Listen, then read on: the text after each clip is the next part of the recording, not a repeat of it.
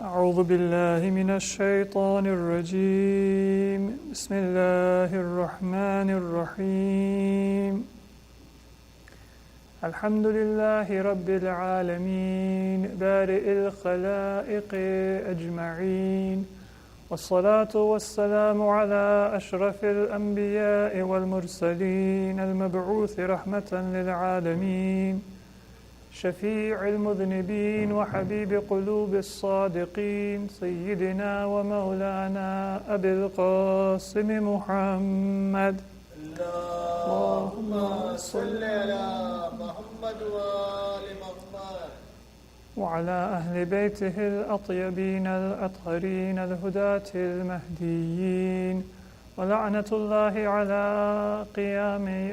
أعدائهم إلى قيام يوم الدين رب اشرح لي صدري ويسر لي أمري واحلل عقدة من لساني يفقه قولي أما بعد السلام عليكم ورحمة الله وبركاته. Yesterday we looked at a few of the dimensions of our salat, our prayer, and how we should perform those prayers and what we should be thinking about when we are performing our prayer. And we talked about parts of the prayer. We talked about adhan and iqama and ruku' and sujood. One of the parts of prayer, of course, is qira'at of Qur'an. And today I would like to spend the time that we have together discussing the Qur'an, both in terms of our recitation of Qur'an in prayer. That is one of the important parts of our salat, and also outside of our prayer. Now, in terms of the importance of the Qur'an, probably one of the best references that we can bear in mind is Hadith al-Thaqalain. Hadith al-Thaqalain, as the Shia, we generally think of it as referring to Ahlul Bayt.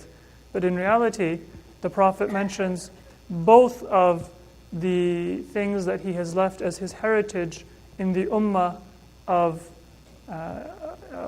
his community, his followers. إِنِّي تَارِكٌ فِيكُمُ الثَّقَلَيْنِ كِتَابَ اللَّهِ وَعِتْرَةِ أَهْلَ بَيْتِي. That the Prophet said, I am leaving among you two things. My progeny, that is one of them. But before the Prophet mentions his progeny, he says, كِتَابَ اللَّهِ. And in some of the narrations, it says, حَبْلٌ مَمْدُودٌ مِنَ السَّمَاءِ إِلَى الْأَرْضِ. That is as if it is a cable that is extended from the heavens to the earth. So we shouldn't think that Hadith al-Thaqalain is simply a matter of telling us to follow Ahlul Bayt alayhimus salatu wassalam. A person who follows Hadith al-Thaqalain should have an equal attachment to the book of Allah and to the progeny of the Prophet. As the Hadith says, they are together, they complement one another, and we have some ahadith where the Ahlul Bayt are referred to as the Qur'an natiq, the Qur'an that actually speaks, and where we can see the Qur'an in action. So the Qur'an is something which we should give importance to. It is a very important part of our ability to maintain our faith. And there are many ahadith that have explained to us how we should approach the Qur'an, how we should read it. And in some cases, the teachings of Ahlul Bayt will depart slightly from the practice or the teachings or the ideals that we will find in other schools of thought within Islam. I want to begin by just narrating a few of the reports that we have about our fourth Imam, Imam Zainul Abidin alayhi salatu wassalam. Now, Imam Zainul Abidin, in addition to the beauty of his salat, in addition to the eloquence of his du'as, he was also known for the beauty of his recitation of Qur'an. There is a hadith from our sixth Imam, Imam Ja'far Sadiq alayhi salatu wassalam, in which he says that sometimes Imam Zainul Abidin would be reciting the Qur'an, and people who would be passing by outside of his house in Medina, they would pause and just listen to the beauty of his recitation. And in some cases, it even took place that a person might faint at the effect of the voice of Imam Zainul Abidin. So he was known for his association not just with the du'as that we know him by, but also by his frequent and by his very melodious and very beautiful recitation of the Qur'an. There are two hadith that we have from Imam Zain al-Abidin that can be a good inspiration for us when we wish to read the Qur'an. One is a well-known hadith in which the Imam says that لو مات من بين المشرق والمغرب لما استوحشت بعد أن يكون القرآن معي. That if I were ever left alone, and everybody in the east and the west, everybody in the world died, and I were alone, without any companionship, لما استوحشت بعد أن يكون القرآن معي. I wouldn't feel alone as long as I had the Qur'an with me. The Qur'an is meant to be a living book. It is meant to be a companion. And we are meant to read it not just for literary interest, not just for historical interest, not just for theological information or legal information, and certainly not just for thawab and for reward. But we are meant to view the Qur'an and to get familiar with the Qur'an as if it is a living, talking book that is speaking to us. And if we do that, then we will be able to actually familiarize ourselves with the Qur'an to the extent that it will be a companion for us. So the Imam says that if he were ever left alone, the Qur'an would be sufficient for him as a companion. He would have the direct words of Allah that were speaking to him. In another hadith, Imam Sajjad, he says that آيات القرآن خزائن العلم فكلما فتحت خزانة ينبغي لك أن تنظر ما فيها. That the verses of the Qur'an, they are like treasure troves of knowledge. Whenever you pass by a treasure, imagine that you are taking a walk in the woods and you see somewhere off in the distance a treasure chest. It seems like it's unopened and that has some indication that there is something valuable inside it. How many of us would say, well, I have my walk to finish up, let me pass by?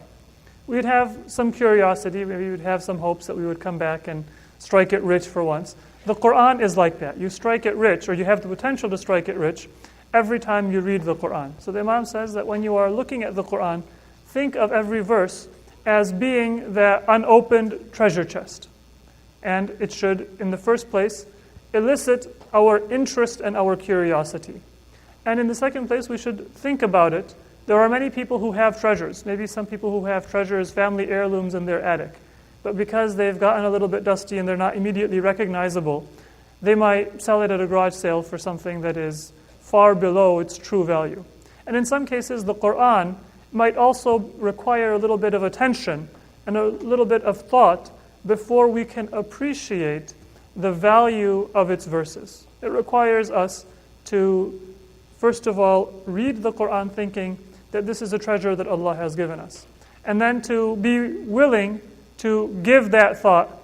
And in some cases, just like if you have a family heirloom and you don't know how much it's worth, then you'll do some research and find out what the value of it is. With the Qur'an as well, we might need to do some research. We might need to contemplate. We might need to look at books of tafsir or books that have been written by our scholars. That is the way that we should approach the Qur'an in order to be able to derive benefit from it. When we are learning the Qur'an, for some of us it is very easy. If we have children, you might know that there are some children who can listen to a surah a few times and they memorize it. And then there are others who have to keep on repeating it and it's difficult. As adults, many of us are not able to memorize as easily as we were as children, but sometimes there are some of us who have a special difficulty. There are many ahadith that say that if you are learning the Qur'an with difficulty, عَلَى مَشَقَّةٍ وَقِلَّةِ تَحَفُّظٍ, if you have a hard time, you have mashaqqa in learning the Qur'an, then you have a double reward in doing so. So the fact that memorizing a surah of Qur'an or learning the Qur'an, or if some of us may not have ever learned to read the Qur'an properly, if learning to read the Qur'an is something which is a challenge, then there is a double reward for it. That shouldn't discourage it. It should actually be an encouragement to actually take that challenge and to master the Qur'an and to learn those things that we might not have learned before. There is no age at which we can say that, well, that's beyond us. If I had learned how to read the Qur'an as a child, then that would have been good, but now I'm not young enough to go to Sunday school, I wouldn't fit in. There is no age at which it is too late to learn the Qur'an. If you look at the companions of the Prophet, many of them were illiterate. Many of them accepted Islam at an age that was well past their youth or well past their prime. And yet many of them were able to become huffaz of the Qur'an. They memorized the entire text. In some cases, they didn't memorize the entire text, but they acquired literacy at middle age or even in old age. They were able to memorize parts of the Qur'an, some of its surahs. In some cases, they would even take pride in being able to write the Qur'an. So that is something that we should consider to be a challenge for us, no matter where we stand. If we are able to read it, we can acquire greater fluency. If we are able to read it fluently, but we don't have much of the Qur'an memorized, then that is a challenge that we should take up and try to memorize more and more of the Qur'an. There is a hadith that says that on the Day of Judgment, the Qur'an will come in a human form. And it will be a human form that will be recognized by many people. When the Muslims will see it, the hadith says that the Muslims will say, this is a person from amongst us. We recognize this person. And then when there are people at a higher level of faith, they will say, we recognize this person. This person is one of us. But when you go to an even higher level, the Anbiya, when they will see the Qur'an, they will say, this is one of us. Somebody from our own group. So the Qur'an will be in the most beautiful form on the Day of Judgment, and it will have a role to play as it passes by the different groups of believers. Allah will tell the Qur'an that find those who were associated with you in this world. Based on the amount of their association, bring them to a higher state in the hereafter. So if we are somewhat associated with the Qur'an will intercede for us. It will bring us to a reward in paradise, but it might be a limited reward. Those of us who are more closely associated with the Qur'an worked harder to try to read it, to try to understand it, and to implement it. The Qur'an will take us by the hand and bring us to the state in paradise that we are deserving of. Even simply reciting the Qur'an is something that has that ability to raise a person's status in the hereafter. One of the things that will be said to a person when they come out of their grave and they are in the Day of Judgment will be iqra warqa, that read and ascend. The more a person is able to read of the Qur'an, and that recitation there will not simply be a matter of superficial memorization, but the parts of the Qur'an that we are truly able to consider our own in word and in practice. To the extent that we will be able to read the Qur'an at that moment, we will be able to ascend to a higher state in the hereafter. Now, there are virtues that have been mentioned for the recitation of the Qur'an, and I want to just mention some of those virtues, some of those amounts of reward that have been mentioned for reciting the Qur'an in different states. And this is taken from numerous different ahadith in which the Imams have specified. You have a reward for reading the Qur'an. You have a reward for looking at the text of the Qur'an. You have a reward for listening to the Qur'an. You have a reward for reading the Qur'an in your salat. But there are differences based on how we are reciting the Qur'an. There are some ways which are better than other ways. The very best thing that a person can do when they want to read the Qur'an is to read the Qur'an in salat standing up. When we are in the state of qiyam, then after takbiratul ihram in the first rak'at, and when we stand up in the second cycle of our prayer, we read Suratul Fatiha, and then after Suratul Fatiha, that is the time for qira'ah, for either a complete surah of Qur'an, or in some cases, a partial surah, as I will talk about later. But that is the best time to read the Qur'an. Numerous ahadith state that man qara'a fi salatihi qa'iman kataba Allahu lahu bi kulli harfin mi'ata hasana. That a person who stands up in his prayer or her prayer and recites the Qur'an for every letter, and Imam Ja'far Sadiq, he specifies that by letter here, Allahumma salli ala Muhammad wa ali. By letter here, we're not saying figuratively every sentence or every word. We mean every letter, and the Imam says, like ba or ta, every letter of every surah. if you recite the Qur'an standing up in your prayer, for every letter Allah will write for you 100 good deeds. The second best place to recite the Qur'an is if you are praying sitting down. In some cases, for example, some of us may do the nawafil, and with the nawafil, if we are able to pray standing up, but it might be easier or quicker or more convenient for us to pray sitting down. That is permissible for the nawafil. In our wajib prayer, qiyam is a requirement. Standing up when we are praying is a requirement, if we are able to do so. But in our recommended prayers, even if you're able to stand up, it is acceptable for you to do, for example, Salatul Layl, the night prayer, or one of the nawafil of the day or night, sitting down. So the second best state to read the Qur'an is when you are sitting down, and then in that case, كُتِبَ لَهُ بِكُلِّ حَرْفٍ خَمْسُونَ حَسَنَةً. That every word will be recorded as 50 good deeds. So it is 1/2 the reward. Standing up during prayer is the best place to recite the Qur'an. Sitting down in the prayer, that is the second best place to recite the Qur'an.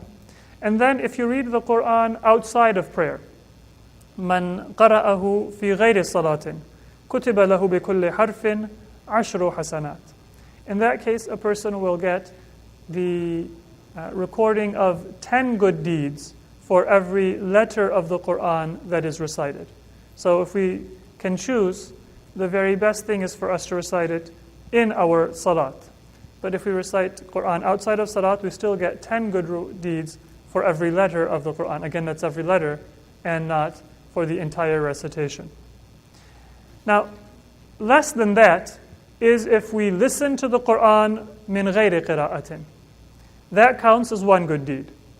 So the question often comes up nowadays. People have these different kinds of recordings which make it very easy to listen to the Qur'an. If you are listening to the Qur'an without reading it, then you get the thawab of one good deed for every letter. And in some ahadith, it is also mentioned that in addition to having the good deed recorded, وَمَحَ اللَّهُ عَنْهُ سَيِّئَةً, Allah will also forgive one sin that a person has done. It will be eliminated. وَرَفَعَ لَهُ دَرَجَةً, and Allah will raise a person's faith by 1 degree. So reciting the Qur'an is 10 times better than listening to the Qur'an. But listening to the Qur'an also has its reward. And then there is also another possibility which sometimes we might do, is to read the Qur'an by looking at the text, but without actually reading it aloud, without making the sound and pronouncing the words.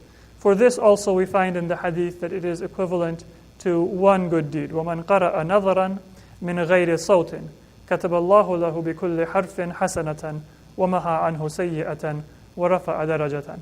So to look at the text of the Qur'an, to do nazar in the text without actually pronouncing the words aloud, that has a reward. But there is a better way to recite the Qur'an, and the very best thing is for us to make an effort to recite as much of the Qur'an as we can in our prayer standing up.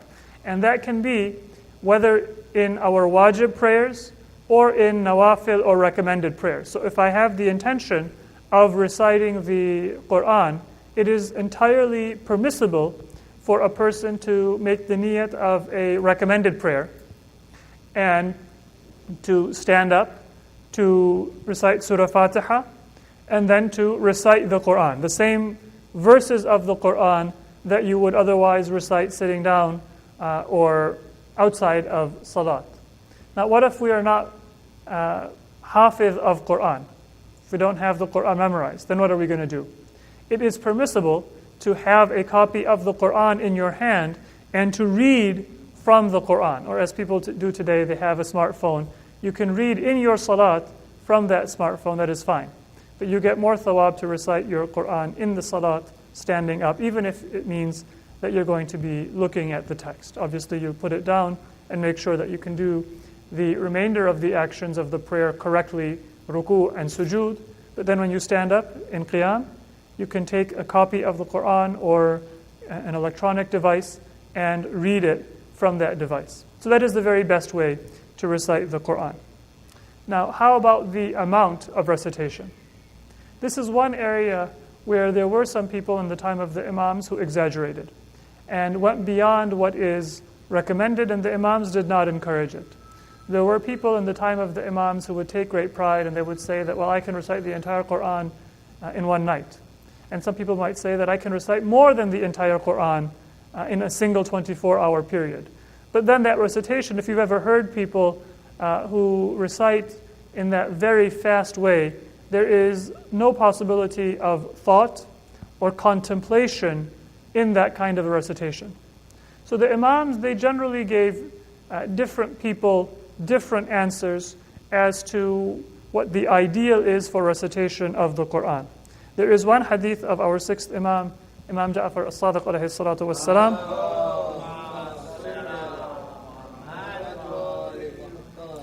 He says that لا يعجبني أن تقرأه في أقل من شهر في أقل من شهر, that the Qur'an is a book that you should be able to contemplate, you should be able to think about, and therefore it isn't good to recite the text in less than 1 month.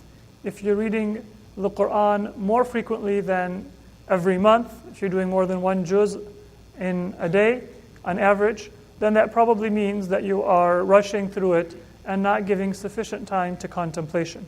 But that is not a universal or an absolute rule.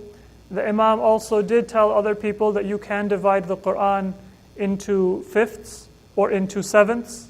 Imam Ja'far Sadiq alayhi salatu wasalam also told some of his companions that I have a copy of the Qur'an that I have divided into 14 parts, and I recite 1 part every day.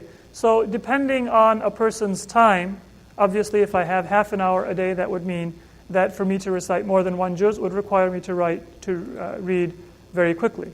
But if I have more time, then I might be able to recite and contemplate and think about a larger amount of the Qur'an. But there are numerous ahadith where the Imams have said that it is not good to read the Qur'an in 1 night, or in 2 nights, or in 3 nights, and try to combine as much as is possible. Of course, there is an exception for the month of Ramadan. The month of Ramadan is considered to be the month of the Qur'an, and as we find in a hadith of our sixth Imam, إِنَّ لِرَمَضَانَ حَقًّا وَحُرْمَةً لَا يُشْبِهُهُ شَيْءٌ مِنَ الشُّهُورِ. The month of Ramadan has a special right with respect to the Qur'an. It has a special hurmah with respect to the Qur'an. And so if a person recites the Qur'an much more frequently in the month of Ramadan, that is fine. But in the remainder of the year, we shouldn't be trying to simply break a record in terms of the amount of time or the amount of the Qur'an that we are reciting in a certain day. The ideal that we have as a baseline is 50 verses in a day. That is a hadith from our sixth Imam, that if we are able to make that our baseline and never go below that baseline, 50 verses of an average size every day, and then we can build on that and do more than that if we are able to do so. Now, related to the question of how much of the Qur'an should we recite is how should we recite the Qur'an? Because the quantity of the Qur'an will be determined by the quality of the recitation. What is the best way to recite the Qur'an? And there are numerous traditions from Ahlul Bayt alayhimus salatu wasalam which instruct us on the best way to look and to read the Qur'an. One principle that was taught by Ahlul Bayt is that it is always better to look at the text of the Qur'an even if you are reading a surah that you have memorized. So some of our community members, for example, we might have Surah Yasin memorized. Many people in the community who recite Surah Waqi'ah every day, they might have Surah Waqi'ah memorized. Or even some of the shorter surahs from the 30th juz or Ayatul Kursi. Whenever you recite the Qur'an, it is always better to have the text in front of your eyes and to look at the text, because you have an additional organ of your body, an additional part of your body that is involved in that qira'ah. So if your eyes are involved in the qira'ah, that is better than your eyes not having a part of that qira'ah, and they might be distracted by something else. Similarly, to recite out loud so that our tongue is part of the qira'ah and then our ears are also hearing. that is better than reciting it in a low voice where we can't hear ourselves. There is a hadith of our sixth Imam, Imam Ja'far Sadiq alayhi salatu wassalam.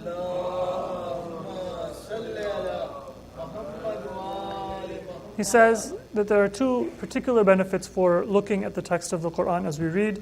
من قرأ القرآن في المصحف متع ببصره وخفف عن والديه وإن كان كافرين.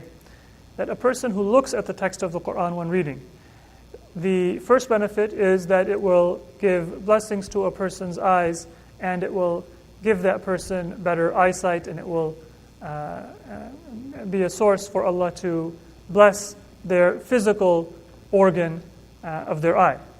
And second, it will lessen the burden or perhaps the sins of that person's parents, وَإِنْ كَانَا كَافِرَيْنِ, even if that person's parents are not Muslim, even if that person's parents are kafir, and even if they are not worthy of paradise, but it will still provide a benefit. The Qur'an, and looking at the text of the Qur'an and just seeing those words has such significance and such blessing that it can benefit even a kafir who is not directly looking at the text or reading the text, let alone what it can do for a Muslim. The Qur'an tells us, we read in Surah Al-Muzammil, وَرَتِّلِ الْقُرْآنَ تَرْتِيلًا. That is the method that we should use in reading the Qur'an. This is Surah Al-Muzammil, part of verse number 4. Read the Qur'an in a deliberate and in a careful way. Tartil has been explained in different ways. Bayyinhu tibyanan, read it very clearly and very explicitly. In a hadith of our sixth Imam, Imam Ja'far as-Sadiq alayhi salatu wassalam,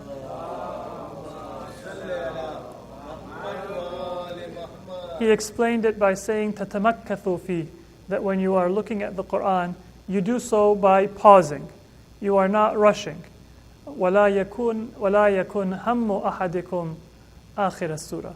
Don't be thinking about how many pages do I have left until I finish the surah. How many pages do I have left until I finish my juz. That should not be what you are thinking about. So tartil is to read the Qur'an slowly, to read the Qur'an deliberately, and when we do so, to do so in as good a voice as we are able. تُحَسِّن بِهِ صَوْتَكَ.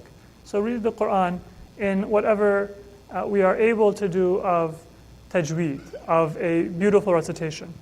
Those of us who may have a better ability, it is recommended not to read the Qur'an in any way that would resemble people who sing or recite songs in an inappropriate way, but to beautify the recitation, to recite in a way that is attractive.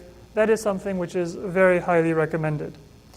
And our Imams have emphasized that when you are reading the Qur'an, it is important not to just read continuously through, but to take certain times and to pause. For example, if there is a verse that says, Ya ayyuhalladhina amanu, O you who believe, or a verse that says, Ya ayyuhan nas, O people, then it is recommended to stop and say, Labbaika, that, O Allah, I am here, I am listening, and I am going to take the message.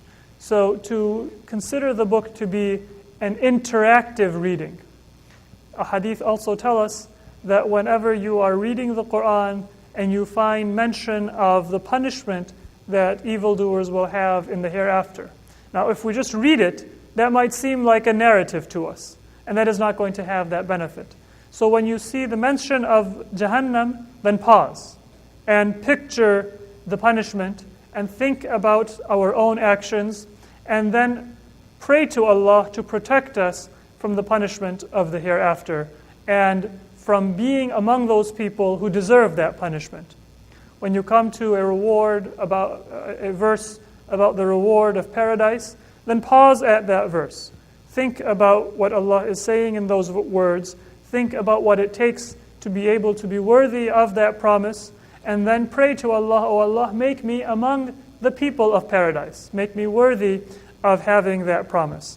So that is something which is recommended to be part of our narration or our recitation continuously, so that it is interactive and so that it is not something which is simply a continuous reading of a text. And in addition to that, we are told that it is best to read the Qur'an in a voice that has a sad tone to it.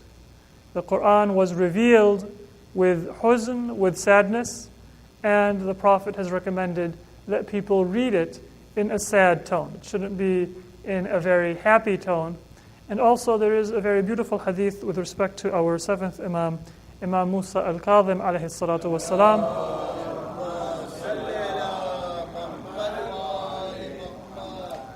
Narrated by somebody who was listening to the Imam's recitation and then later reported on how the Imam was reading the Qur'an. He said, كانت قراءته حزنا فإذا قرأ فكأنما يخاطب إنسانا.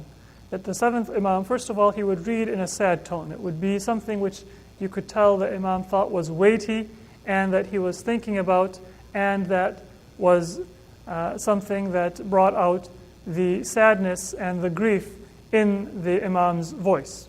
And when he would read, if you didn't see him, you wouldn't think that he was looking at a text and reading a text. كَأَنَّهُ يُخَاطِبُ إِنسَانًا. It's as if the Imam were speaking to somebody. So he actually considered that Qur'an to be a text that is speaking, and the Imam would read the text as if he were addressing somebody. So it should be a lively recitation in the sense that it should be something that as many parts of our body as possible participate in. It is something that should be allowed, and it is something that we should also do in a way where we are interacting with the text. There are a few other recommendations that we do have about recitation of the Qur'an. One is that when we are reading the Qur'an in Salat or outside of Salat, some of the shorter chapters of the Qur'an, if we are reading Surah Kawthar, for example, or Surah Tawheed, Qul Huwallahu Ahad, it might seem like this is just 2 or 3 sentences, we can do it in one breath. It is recommended not to read the Qur'an in one breath, especially Surah Tawheed, not to recite that surah in a single breath, but to pause, ideally when reading Surah Fatiha or Surah Tawheed or another surah, after every verse, and to read the Qur'an with those pauses. So let's move now towards Salat. How should we read the Qur'an when we are in our prayer? These were some general principles that we should bear in mind. When we are reciting our daily prayers, our wajib 5 daily prayers, it is required to read Surah Al-Fatiha and then a complete surah after Surah Al-Fatiha. That is a requirement for our 5 daily prayers. But that is not a requirement for our other prayers. The Nawafil, Salatul Layl, a recommended prayer that you might do for shukr or for a haja or for istikhara. In those recommended prayers, you do not need to recite a complete surah after Surah Fatiha. You have several options. If you are in a rush, you can recite just Surah Fatiha and not read anything after that. That is acceptable. You can recite part of a surah.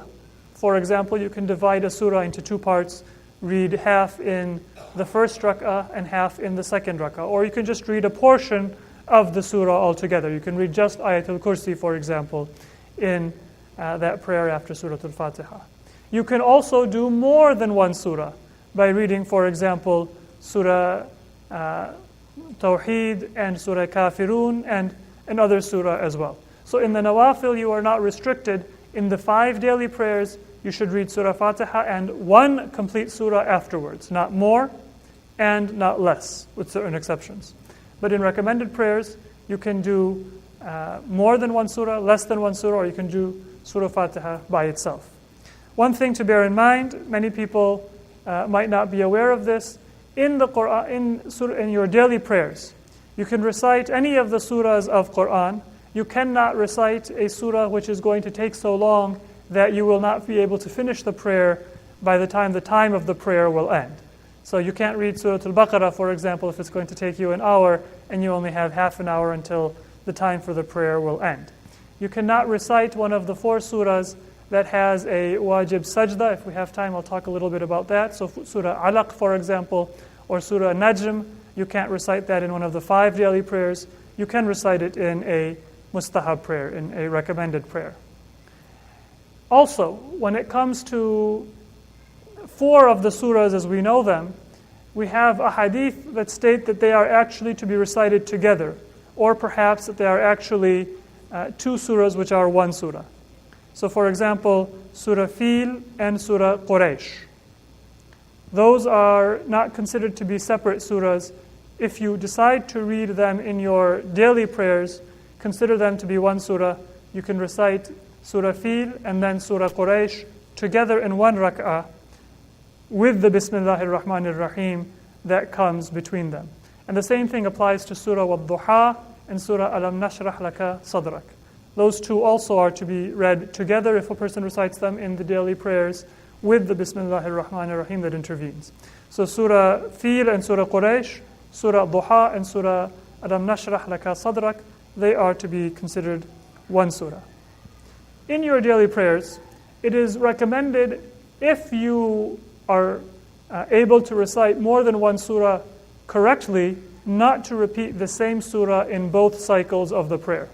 So if you read 1 surah in the first rak'ah, for example, then it's makruh to read that same surah in the next rak'ah, unless a person, for example, is a new Muslim or a child just learning this Qur'an, and they only can do 1 surah correctly. If that is the case, and the other surahs you might make a mistake, then you can do that surah that you know well. An exception is Surah Tawheed.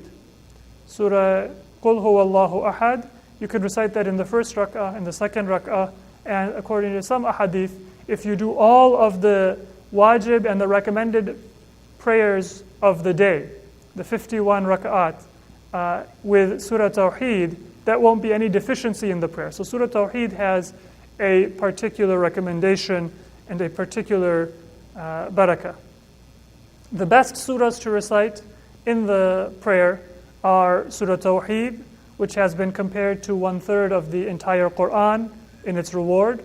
Surah Kafirun, which has been compared to 1/4 of the Qur'an in its thawab and in its reward. And Surah Qadr, Surah Inna Anzalnahu Fi Laylatil Qadr, which has also been mentioned as one of the best chapters to recite in our 5 daily prayers. There is a hadith which talks about which surahs the Prophet used to recite in his prayers as a matter of habit. And so I will quote that hadith for our benefit. It is said that in Fajr prayer, the Prophet would recite some of the longer surahs of the 30th juz.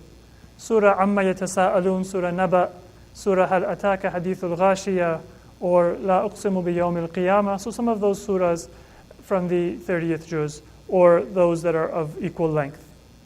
In Dhuhr prayer, the Prophet would recite surahs like Surah A'la, Surah Shams, Surah Ghashiyah, surahs of approximately that length. Alaikum salam. In Maghrib prayer, the Prophet would recite shorter surahs. Surah Tawheed, Surah Idha Ja'a Nasrullahi wal Fath, Idha Zulzilatil Ardu Zilzalaha, Surah Zilzal, so shorter surahs.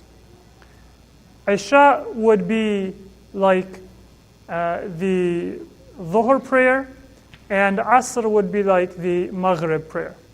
So Fajr would be the longer surahs, like Surah Naba, for example, Surah Qiyamah. Dhuhr and Isha, at the 2 edges of our day, so to speak, those would be slightly longer surahs. And then Asr and Maghrib, at the end of the day and at the beginning of the night, those would be the very short surahs, like Surah Tawheed and Surah Idha Ja'a Nasrullahi wal Fath. And finally, just a note for the 4 surahs that have a wajib sajda, those are known as the Azaim. Those chapters cannot be recited in our daily prayers. They are Surah Sajda, Surah Fussilat, Surah Alaq, and Surah Najm. And in those surahs where there is the mark of where you should do sajda, it is wajib to do sajda if you are reading the entire verse or if you are listening. If you happen to hear the verse without actually listening to it, it's not an obligation. That sajda does not require facing Qibla. It does not require having wudu or ghusl. It does not require having your clothes be clean, but it does require that you put your face, your forehead on something that you can do sujood on, something of the earth, for example. And it is recommended to do the same dhikr that you do in your normal sajda of salat. So those are the wajib prostrations of the Qur'an. There are 11 other places in the Qur'an where the prostration is marked, but it is not required. That is recommended, and it is good to do the prostration at those places, but it is these 4 surahs where it is a requirement to go into sujood. Surah Sajda, Surah Fussilat, Surah Alaq, and Surah Najm. So that concludes what we have time for today. May Allah subhanahu wa ta'ala accept all of our ibadat, our du'as, our fasting, and count us among His true followers, and grant us a place in the hereafter in the company of Muhammad wa Ali Muhammad.